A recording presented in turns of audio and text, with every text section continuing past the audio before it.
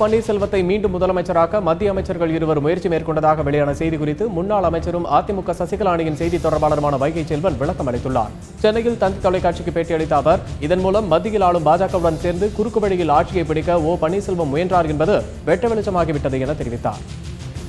ஏற்கனவே முன்னாள் முதலமைச்சர் திரு பன்னீர்செல்வம் அவர்கள் ஏவி விடப்பட்ட அம்பு என்று தொடர்ந்து அவர் மீது குற்றச்சாட்டுகளை நாங்கள் தொடர்ந்து வைத்துக் கொண்டு இருந்தோம். தற்போது முன்னாள் முதலமைச்சர் திரு பன்னீர்செல்வம் அவர்கள் யாரோடெல்லாம் கூட்டு சேர்ந்து கொண்டு ஆட்சியை அதிகாரத்தை பிடிப்பதற்கு குறுக்கு வழியை கையாண்டிருக்கிறார் என்பதை வெட்ட வெளிச்சம் போட்டு காட்டியிருக்கிறார் மரியாதைக்குரிய டாக்டர் சுப்பிரமணிய சாமி அவர்கள்.